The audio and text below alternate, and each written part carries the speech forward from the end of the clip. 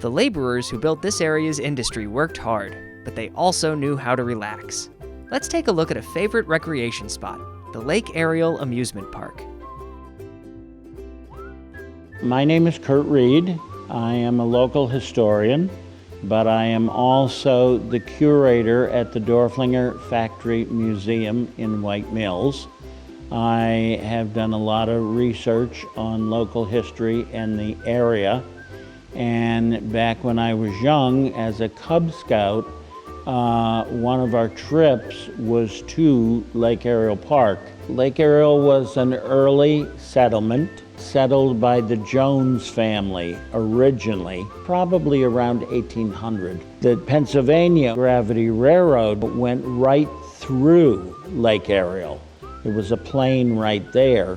They advertised it as early as 1875 as nature's pleasure spot. And at first was just a picnic ground.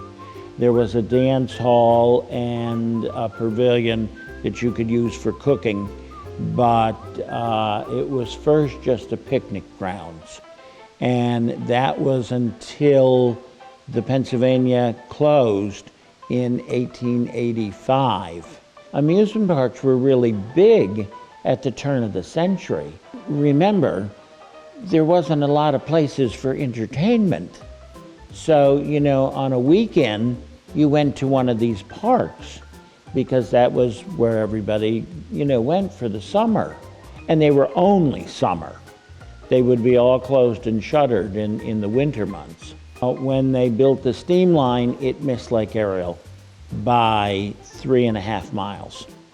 So they came up with their own little railroad called the Jones Lake Railroad, which ran off of a spur of the Erie and Wyoming Valley and went into Lake Ariel so they could still service the park. And then the park started to grow to have more attractions and that the merry-go-round and things like that they would have, and concessions, photographers. They rented boats. They had 2 steamers that operated on the lake. They had a huge water slide on the lake. And in later years, they brought in white sand from New Jersey and put it all over the beach and had bathing houses and that. So you could be down on the beach and you could rent a boat or go on the steamer and then go up in the amusement park because they were all tied together. And of course, by that time, Lake Ariel was starting to build up with hotels and boarding houses and all that, and there were several of those. A mainstay of the park was the relaxation offered by the lake. Visitors from Scranton and New York traveled to spend their summers on the shores of Lake Ariel. Boating, fishing, and the beach were always the attraction.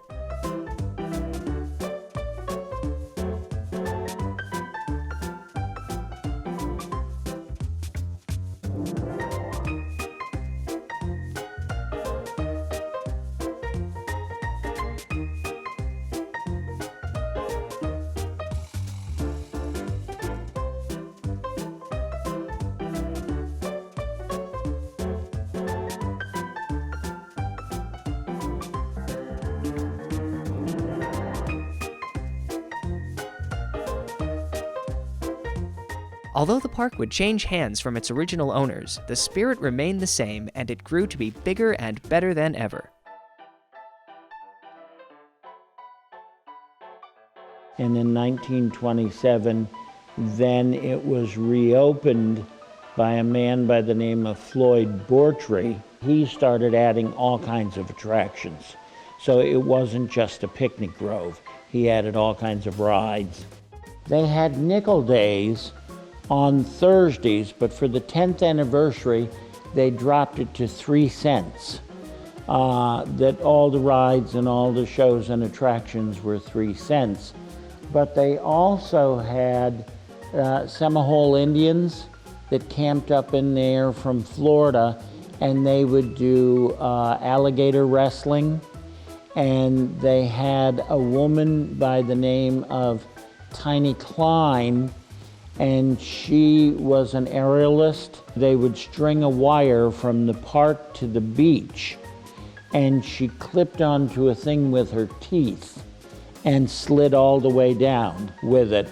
And she later went on to become the first Tinkerbell at Disney World in California, and every Sunday night was fireworks at Lake Ariel Park.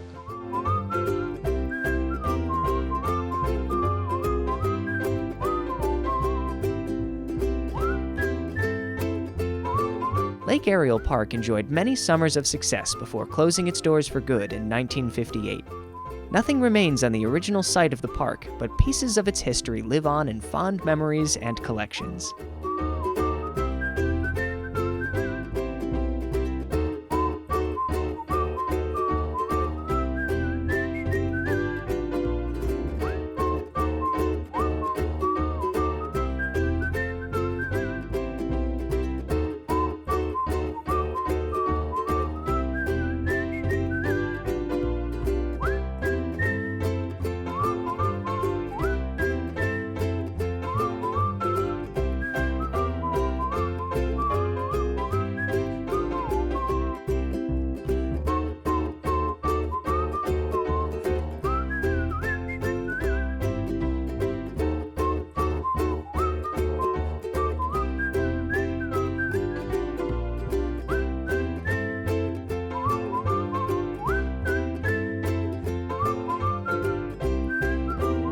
Lake Ariel Amusement Park, nature's pleasure spot.